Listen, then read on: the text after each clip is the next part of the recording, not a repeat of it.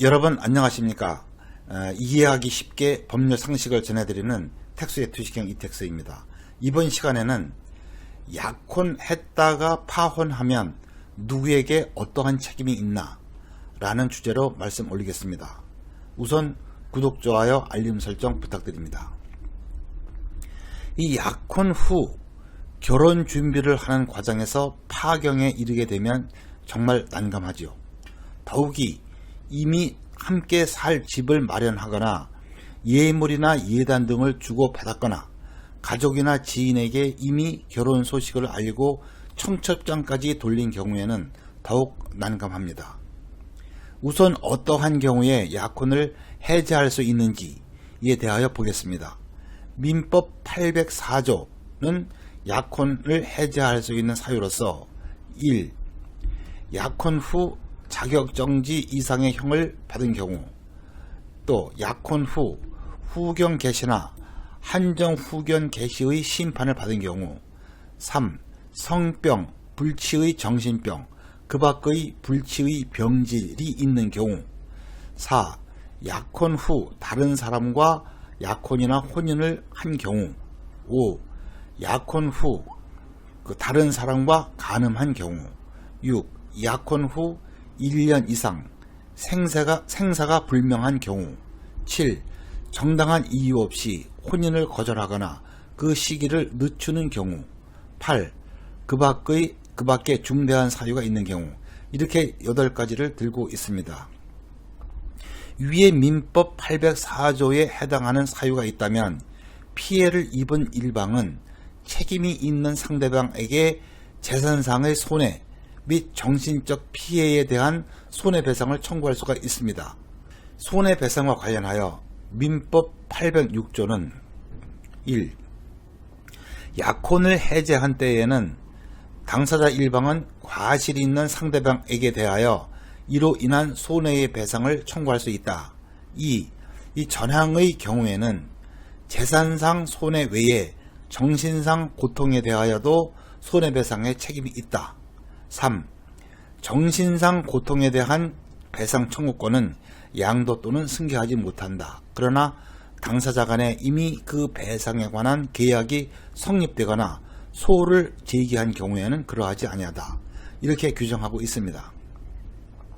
하나하나 보겠습니다. 첫째, 이러한 약혼 해제의 의사표시는 상대방 약혼자에게 구두나 또 서면 등으로 파혼을 할 의사가 있음을 통지하면 될 뿐 특별한 방식을 요구하지 않습니다.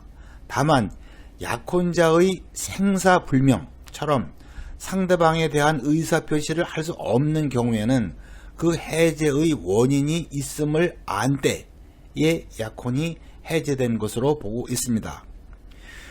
둘째, 약혼의 해제가 당사자 일방의 과실로 인한 것이라면 상대방은 그에 대해서 재산적, 정신적인 손해를 배상할 것을 청구할 수가 있습니다.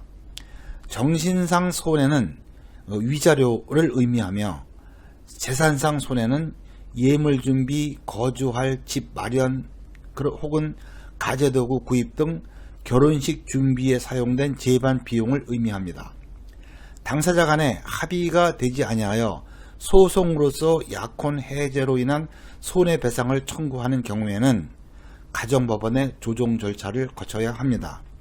이 대법원은 약혼 시 받은 예물 등은 약혼의 성립을 증명하는 증거인 동시에 결혼의 불성립을 해제 조건으로 하는 증여의 성질을 가진다는 입장입니다.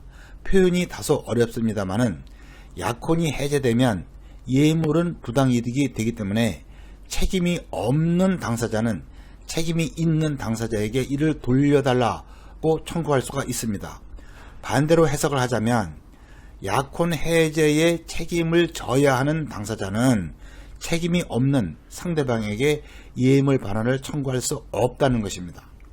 그 밖에 함께 마련한 주택이나 가전제품, 집기류 등은 각자의 기여도를 고려해서 배분하면 되겠습니다. 셋째, 한 번 약혼을 했으니까 일방이 결혼을 거부할 경우 강제로 결혼할 수는 없는가? 이 가족법상의 의무는 금전 채권자들의 그 강제 이행과는 전혀 다릅니다.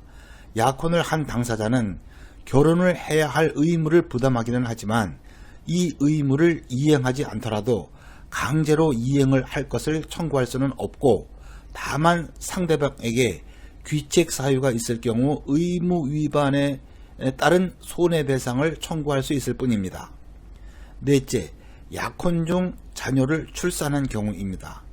약혼을 한 것만으로는 친족관계가 발생하지 않습니다. 그렇기 때문에 약혼 중에 태어난 자녀는 혼인 외의 출생자가 됩니다.